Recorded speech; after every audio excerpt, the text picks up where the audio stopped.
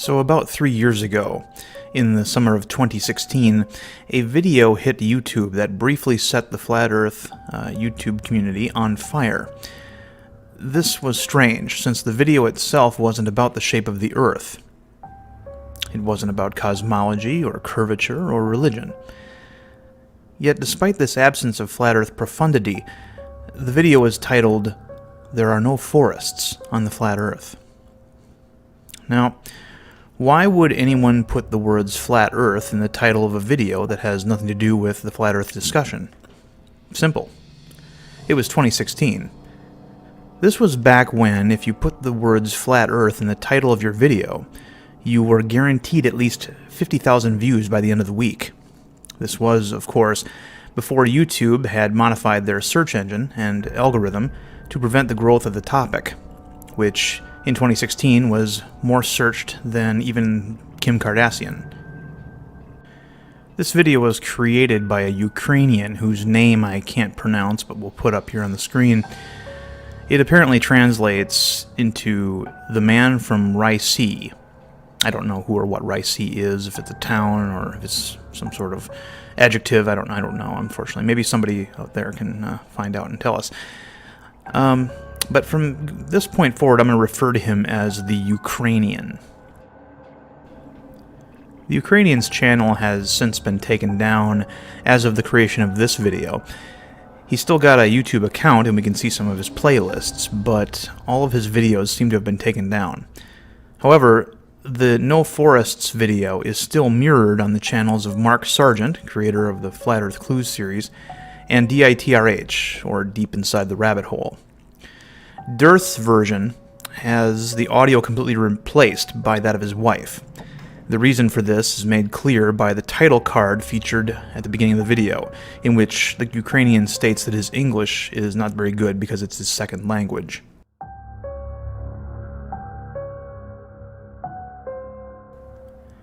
I've linked both versions of the video below. Mark Sargent's version is identical to the original, except Mark fixed the Ukrainian's audio levels, which were all over the place in the original video. I'll be honest, this video is a bit of a slog, but my video today will be a sort of short version in which I paraphrase the idea behind the video and summarize the part of it that intrigued me most. The Ukrainian begins by showing us some pictures of forests, as he tells us that what we are looking at aren't forests, and that nobody living today has ever actually seen a real forest. He insists upon this, and then asks the viewer, "Do you think I'm out of my mind?" Hold that thought. He goes on to say that the trees he's showing us aren't real trees, and that they more closely resemble shrubs and bushes. He then seems to drop the subject of trees entirely and shows us this illustration of a vase, and rightly explains that when prepubescent children see this image, they see a dozen or so dolphins, while adults tend to see two lovers in a sexy embrace.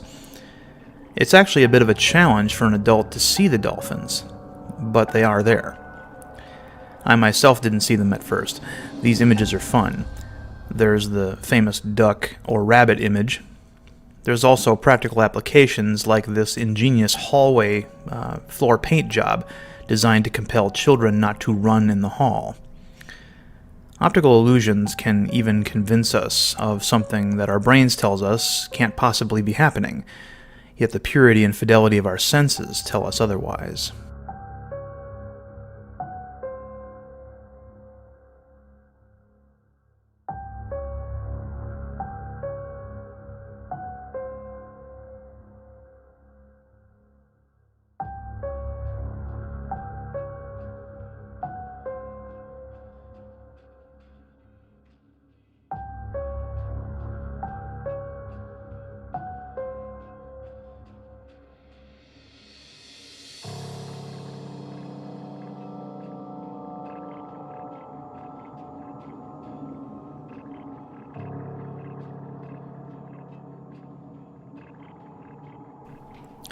The Ukrainian then shows us this common image and tells us that this is actually a rock formation formed by magma rising from the Earth's crust and cooling into the shape we see today. He again asks the viewer, "Do you think I'm out of my mind?" You're saying that this isn't a tree stump in a bed of daisies? Let's take a look at what you call trees for just a moment. We then see a number of images of trees, and the Ukrainian goes on to reiterate that these are not in fact trees. He mentions ancient fairy tales that describe what he calls fairy forests, and asks, where are all the fairy forests we heard so much about so many years ago? He next shows us a montage of images from the late 1800s when Americans traveled west and began clearing lumber. The trees he shows us are immense, the kind you really don't find anymore, at least not in the United States. He goes on to say that this makes no sense, that the effort and danger of bringing down trees of this size would be, or would have been, counterproductive, and they would have gotten much more lumber if they'd targeted smaller, easier-to-manage trees. The Ukrainian likens these images to those of crime scenes, but he also states that he forgives these men for cutting down such massive trees because they weren't the ones who decided to do so, but rather the lumber barons they worked for, or perhaps persons of even higher stature. He goes on to say that, strangely, a handful of large sequoias were allowed to survive the slaughter, and that these remnants of actual forests are now euphemistically called national parks. He states that this is all that remains, at least in the United States, of the so-called fairy forests of old. He then shows us ice flows from the pole, and mentions that many scientists have commented that there does seem to be way too much ice in these parts of the world. Too much water, frozen, just sitting there, waiting to be melted. He then asks, why is all this water here? What is its function and purpose?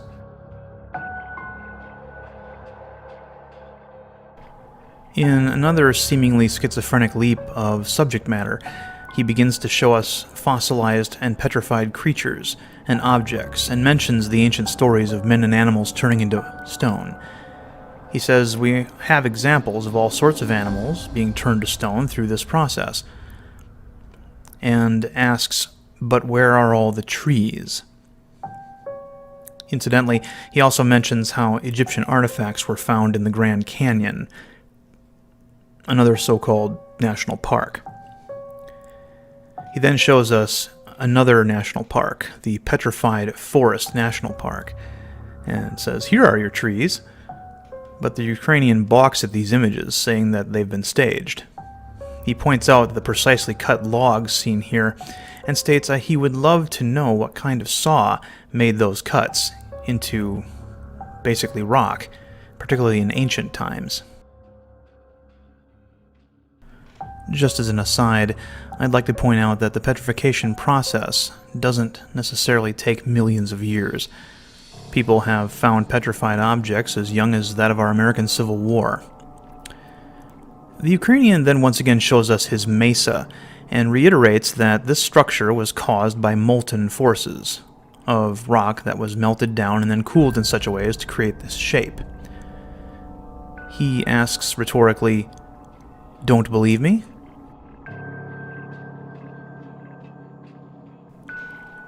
What about now? He then shows us images of Devil's Tower in Wyoming. This is where the penny drops and the video's point becomes clear. The Ukrainian shows us images taken from Devil's Tower where we can clearly see the hexagonal shafts that comprise the tower. Hexagonal shapes, incidentally, are formed by biological activity. They're nature's way of maximizing strength and content volume. They are produced by animals such as bees and are also present in the stems of many plants.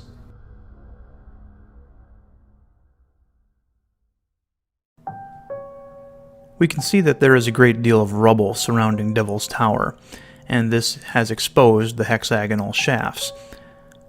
He goes on to state that these shafts are not fused together and that there is space between them.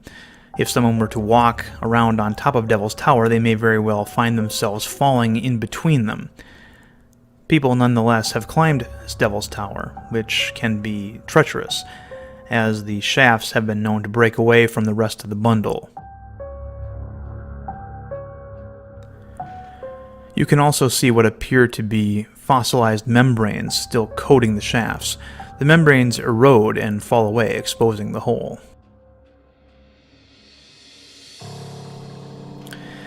Let's pause now and just consider what it would mean if Devil's Tower were in fact a massive, petrified tree stump. What would the tree have looked like? How tall would it have been? The Ukrainian states in the video that, based on his math, the tree would be somewhere in the neighborhood of 3.5 miles tall. Needless to say, just one tree like this would significantly alter the atmosphere of the surrounding area, changing the ratios of oxygen to nitrogen. The Ukrainian then goes on to say that Devil's Tower is not alone. He then shows us images from Giant's Causeway in Ireland. He notes the presence of more of those hexagonal shapes and surmises that this was also the site of a massive tree stump, but one that has sunken in and been eroded by the nearby sea. He balks at the idea from Wikipedia that the causeway was created by a volcanic eruption, stating that the idea that a volcanic eruption could create such a series of shapes, which have the hand of the intelligent design on them, is as ludicrous as saying that a Ferrari can be constructed by an explosion at a Ferrari factory. Everybody knows what molten rock looks like when it flows out of a volcano and then cools. He shows us images of such instances and compares them to the structures that we're told are constructed in this manner.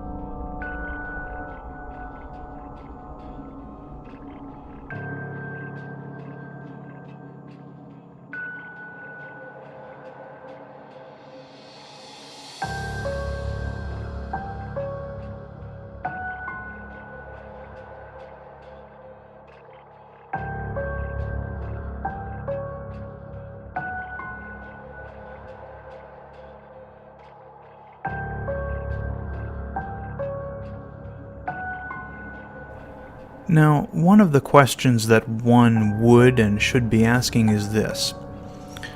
What could turn a wooden tree stump via petrification into such a structure? Well, there is one event that I can think of that would do such a thing. The Great Deluge does not just belong to the Book of Two Religions.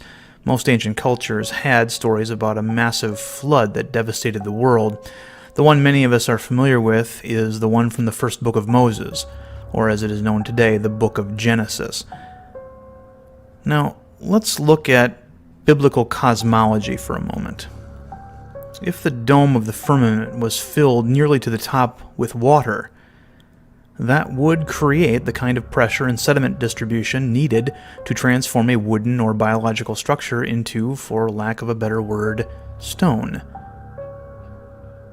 In 2016, the video, There Are No Forests on the Flat Earth, sparked a lot of interest.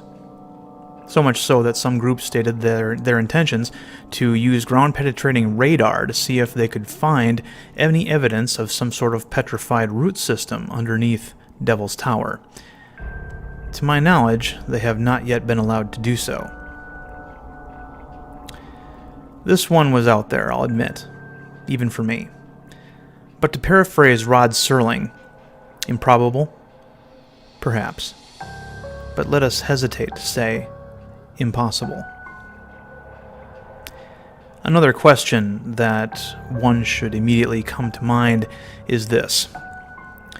If these are all remnants of giant world trees, then who or what the hell cut them down? That, however, is a question for another video. Thank you for your attention.